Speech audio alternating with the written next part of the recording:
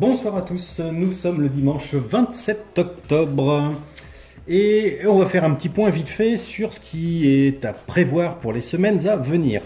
Donc là il y a une petite période de creux où j'ai pas reçu de matériel à réparer.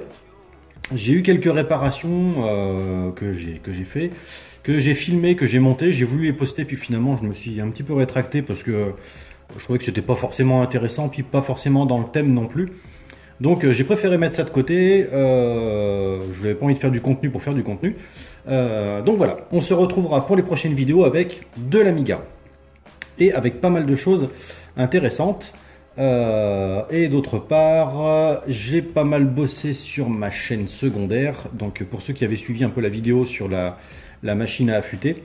Donc je fais de la coutellerie, hein, c'est mon deuxième travail. Et depuis quelques temps, je fabrique mes propres couteaux. Bref, je vais réparer une chaîne secondaire où je pourrais parler de tout ça. Donc ceux que ça intéresse pourront me suivre sur cette nouvelle chaîne. Bref, revenons à l'Amiga. C'est parti. Donc on commence avec cette carte qui est équipée d'une pile Dallas. Et cette pile est HS.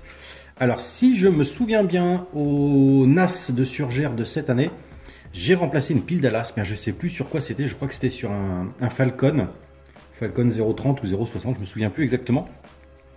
Donc number one, vu que je sais que tu regardes mes vidéos, il me semble que tu avais un plan pour des piles Dallas comme ça, mais de remplacement, avec une CR2032 il me semble dessus. Donc voilà, cette carte là, la pile Dallas est à changer. Donc on verra comment la démonter, comment dessouder la pile Dallas et comment souder la nouvelle pile. Ça, c'est facile. Ensuite, on a un boîtier de lecteur externe qui ne fonctionne plus.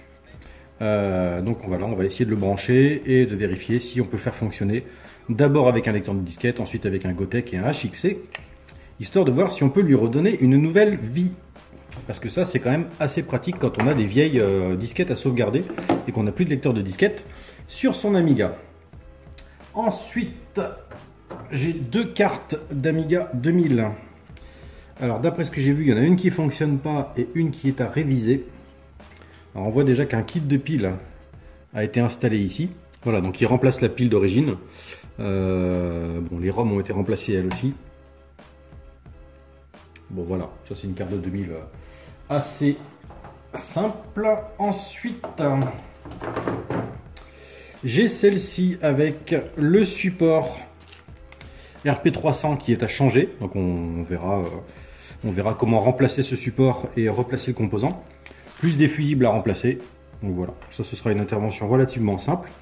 Mais bon, ce sera dans la vidéo aussi. Ensuite, une carte d'Amiga 1200 qui a un écran noir. Alors je vous ramène à la vidéo qui apparaît ici. Sur les supports PLCC. Voilà, ces fameux supports. Donc voici ces fameux supports. Donc on a vu dans l'autre vidéo que c'était vraiment des éléments à problème. Donc bon, on va tout simplement les supprimer puis ressouder le composant correctement dessus. Ce qu'on peut voir là, c'est que c'est désolé pour celui qui l'a fait, hein, mais c'est du travail de cochon. On peut voir qu'il y a des brûlures sur les plastiques. La prise clavier a quand même pas mal mangé. On voit que les condensateurs ont été remplacés. Mais on a des traces de brûlure un peu partout. Donc ça c'est à refaire. Donc on va refaire ça au décapeur thermique. On va les repositionner et faire en sorte que ce soit beaucoup plus propre. On voit que le petit pont qui est ici, je suis pas sûr que ce soit d'origine. Là, on a des traces. Alors, je ne sais pas si c'est de l'oxydation ou s'il y a eu un scotch de posé. Donc, en tout cas, il y a des résidus de colle. Ça, c'est à refaire. Bon, là, carrément, on voit que les condensateurs ne sont pas soudés correctement. Donc, il va y avoir un bon gros travail de restauration. Oh là là.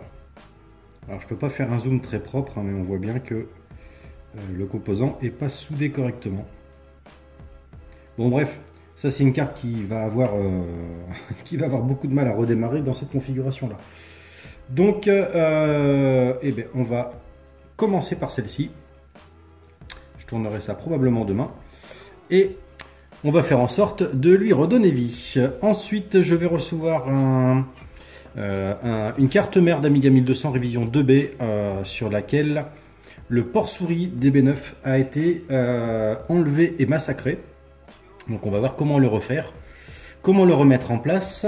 Et normalement, j'ai aussi un Amiga 4000 qui arrive avec une pile à remplacer, puisque la pile a commencé à couler, donc il va falloir neutraliser l'acide, supprimer la pile.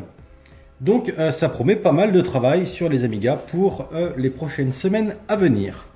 Voilà, donc on se retrouve très rapidement pour la vidéo sur l'Amiga 1200. En attendant, merci d'avoir regardé cette vidéo et je vous dis à très bientôt. Et en même temps, je souhaite la bienvenue à tous les nouveaux abonnés qui sont arrivés ces 2 dernières semaines. C'est cool, vous êtes quasiment une quinzaine de plus, alors que je n'ai pas fait de vidéo. Donc voilà, je vous remercie. Allez, à très bientôt.